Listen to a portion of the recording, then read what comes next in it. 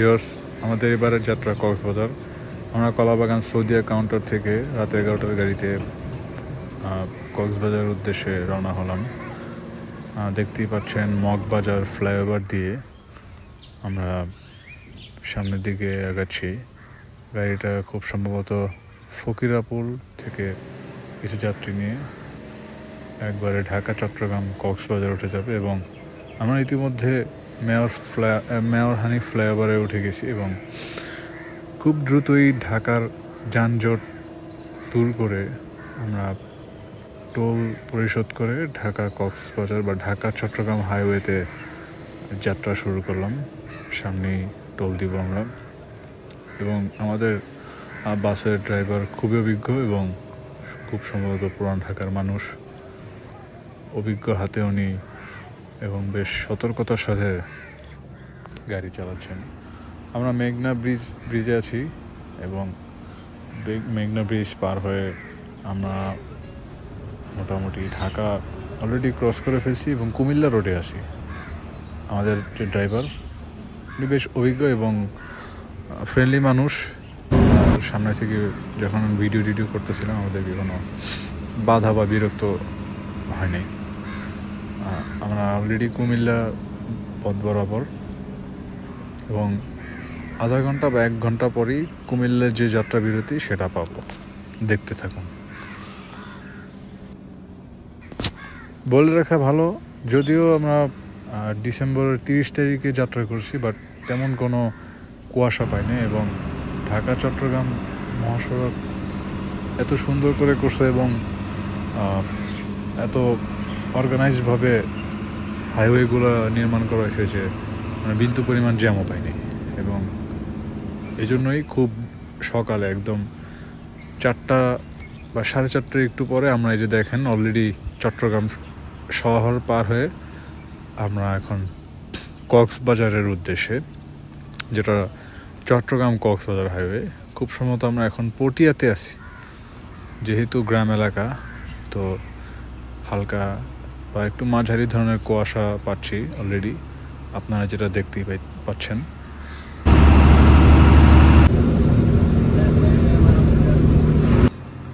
অবশেষে আমরা মাঝখানে একটা যাত্রা বিরতি দিয়ে, ফোর সিজন নামে একটা হোটেল আছে সেখানে যাত্রা বিরতি দিয়ে আমরা চকরিয়া হয়ে ডুল হাজারা সাফারি পার্ক পার হয়ে যে রোডটা সামনে দেখতে পাচ্ছেন সেটা হচ্ছে কক্সবাজার রোড। চট্টগ্রাম থেকে কক্সবাজার রোড আমাদের খুব সম্ভবত আর 90 কিলোমিটার বা 80 কিলোমিটার, যেটা 1 থেকে 1.5 ঘন্টা লাগে পার হতে।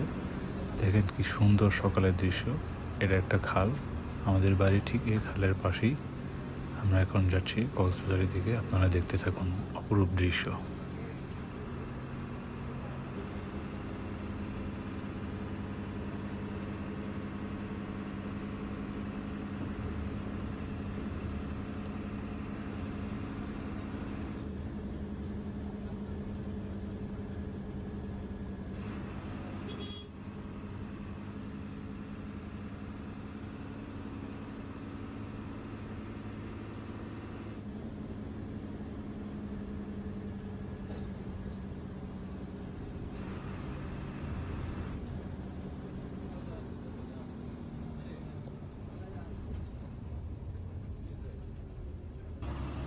ঢাকা থেকে কক্সবাজার যাত্রায় আপনারা কুমিল্লার পর 2টা বিরতি পাবেন।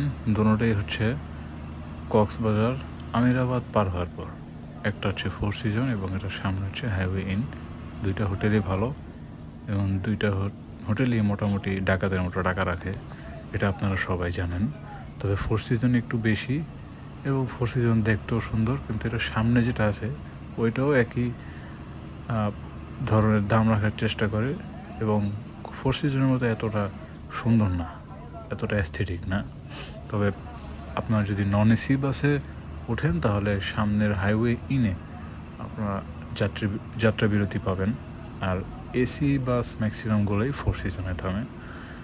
আর আরেকটু বলে রাখি যে কেন সৌদিয়া বাসে আমি ভ্রমণ পছন্দ করি, কারণ সৌদিয়া বাসের ওভারঅল সার্ভিস আমার ভালো লাগে। ড্রাইভার, স্টাফ, তাদের লং ড্রাইভে চালানোর যে দক্ষতা এবং সেফটি, এই জন্য আমি সবসময় নন এসি হিসেবে সৌদিয়া বাসে ওঠার চেষ্টা করি।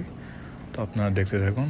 এইমাত্র আমরা বের হলাম ডান পাশে একটা ক্যান্টনমেন্ট, রামু ক্যান্টনমেন্টের আগে যেই আর্মি চেকপোস্টটা সেটা, এবং বাম পাশে safari park, Dulhazara safari park. এর একটা বিশাল বড় পার্ক যেখানে চিড়িয়াখানার মতো কিন্তু আরও বেশি পরিমাণে প্রাণী রাখা হয়, এবং আপনারা গেলেই বুঝতে পারবেন। আসলে আমি যাই নাই, কিন্তু যতটুকু শুনছি তাই শেয়ার করলাম। আমরা ঈদগার কাছাকাছি, সামনে লিং রোড। আপনারা দেখতে থাকুন, আমাদের সাথেই থাকুন।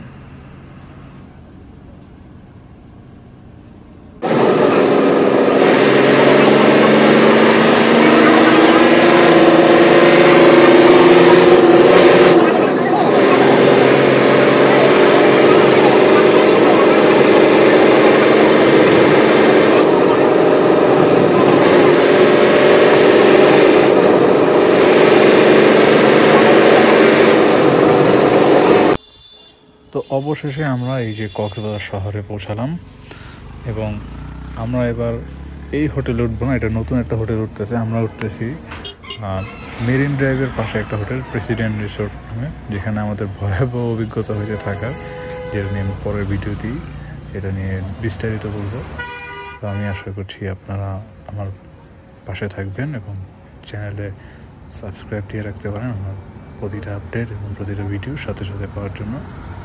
আপনাদেরকে ধন্যবাদ এবং আসসালামু আলাইকুম, আল্লাহ হাফেজ।